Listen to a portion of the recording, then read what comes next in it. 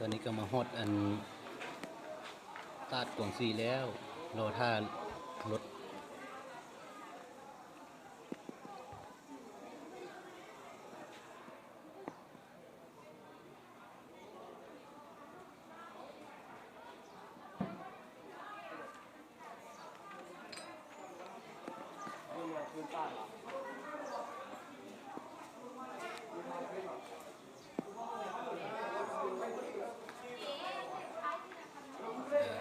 คนเอาหลายนิดนึง ปีนมาเลย พากันมาฮอดพากันง่าย หมู่ทั้งสองรักกัน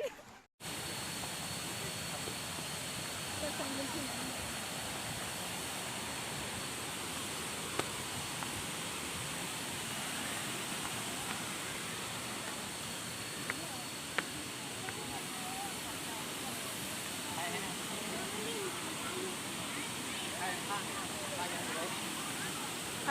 ไปเยอะน้ำดาลิ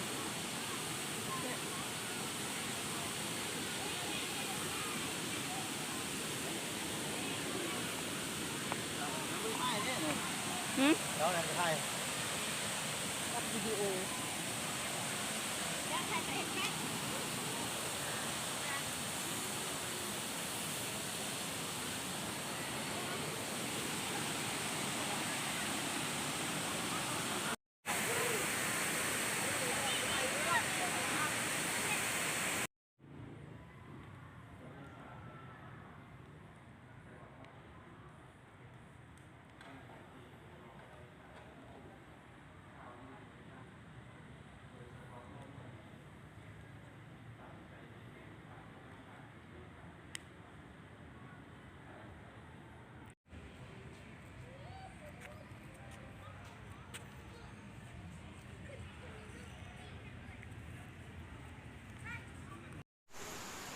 หนึ่งสอง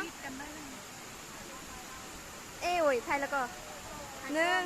วิดีโอบนเรือแล้วโรแมนติกมากค่ะไป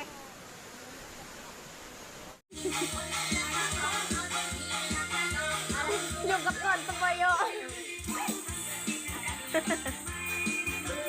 แต่เราพูดไม่เมาค่ะ เดี๋ยวพวกเขาเมากันนั้นเลยหนักกว่านี้จะพูดอ่ะมาจะเกี่ยวกับเต้นหนักกว่านี้จะได้ยังเลยเขากับใครกว่านี้เยอะพวกอันนั้นเราเช่ากับมีฝนเกาะเช่าเราเป็นคนเกาะเราอย่าเล่ามันฟันงานแท้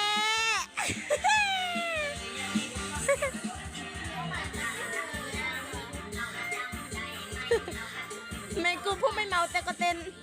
อีพอยจะว่าต้องเต้นเซ็กซี่เลยฟันคู่กันแม่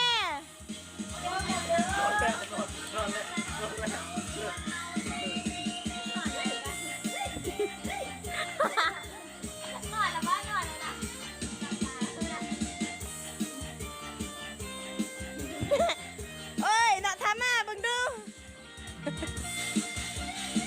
เกี่ยวได้แม่เว้นไอ้กับน้องเลย พอจะเมาก็เป็นแบบนี้น่ะพอจะเมาเก็บอาการดีซาด้ากล่าวอ่ะลำมวยนี่นะครูกำลังจะเข้าเกิดตาดีไงนี่อ้าวคู่กันแม่เท่าเลยนี่เลยใครเท่าใครกับบักม้วนนั่นนี่แหละลูกพ่ออะไรอยู่อัดลายเปลืองพุทธีเบงจีเบิกไอบีฮะเจ้าว่าเอ้ยค่อยกันคือโผล่อะหรือว่าค่อยคือโผล่เอ้ยพูดเมื่อกี้นี่คือโผล่นี่คือแม่เจ้าคือแม่ค่อยแบบค่อยงามเลยคือพอค่อยเทน่ะไม่น่าละหัวกูจึงร้านเนาะแล้วหน้าตาค่อยคือแม่ได้มาได้ยังแหมพ่อรวยไม่สวยนะยอมตัวเองดังจ้อน